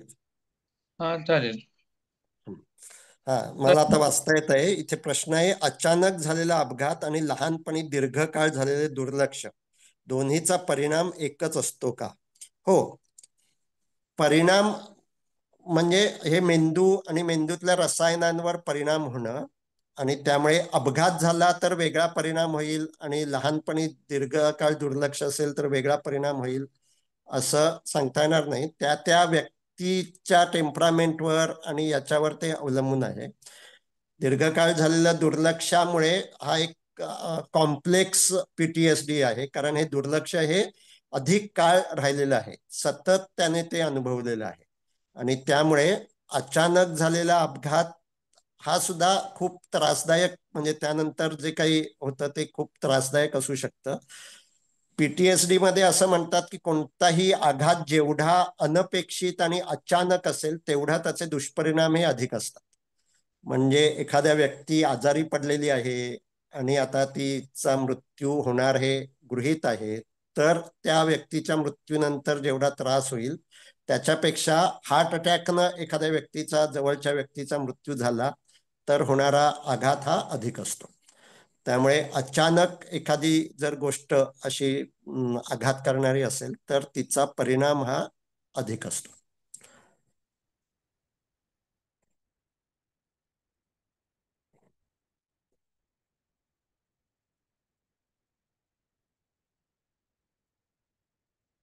धन्यवाद.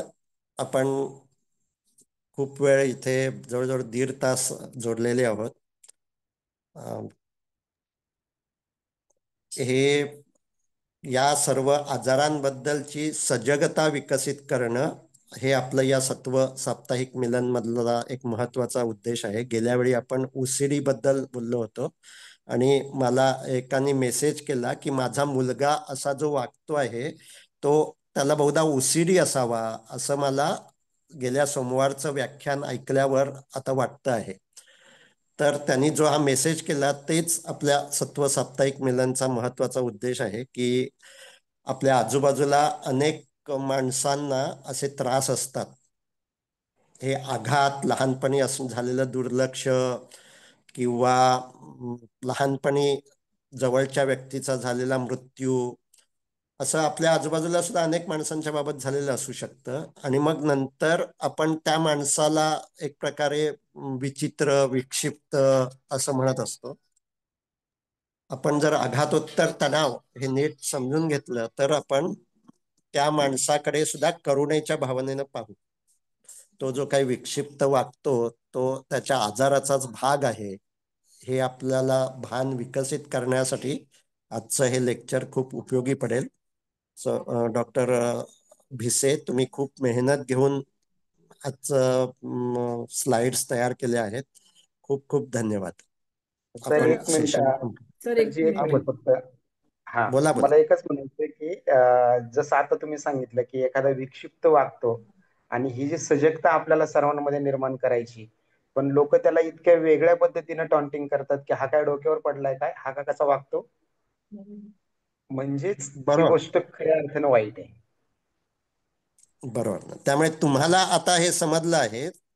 त्यामुळे जे टॉन्टिंग करणारी माणसं असतात ती ज्यावेळी ऐकण्याच्या मनस्थितीत असतील त्यावेळी, इतर वेळी त्यांना सांगायला गेलं तर समजणार नाही, पण ज्यावेळी ती ऐकण्याच्या मनस्थितीत असतील त्यावेळी तुम्ही असताना सांगू शकता की लहानपणी झालेले आघाताचा परिणाम म्हणून माणसाच्या पूर्ण स्वभावावर, व्यक्तिमत्वावर दुष्परिणाम होऊ शकतात आणि त्यामुळे माणसाशी वागू शकतात. त्यामुळे हा जो वागतो आहे त्याचं कारण त्याच्यावर झालेले आघात हे असू शकतं. हे तुम्हाला जर पटलं असेल तर आपण समाजात तुम्ही हळूहळू हे सांगू शकता. सगळ्यांनाच ते पटेल असं नाही, पण आपण सांगत राहायला हवं. नक्की नक्की सर, नक्कीच नक्कीच सांग. तर एक समाजामध्ये एक अशी गैरसमजूत आहे की प्रत्येक गोष्टीला काळ हे औषध आहे. हा पण एक होय होय, चुकीचा निगेटिव्ह समज ऍस्पेक्ट आहे. आहे तो. की म्हणजे हम्म. त्यामुळे काय होतं की बऱ्याच गोष्टी दुर्लक्षिल्या जातात आणि मग ते कसं ते नासूर होतो त्याचा, म्हणजे ते आतल्यात होय होय, प्रॉब्लेम होतो. अगदी बरोबर.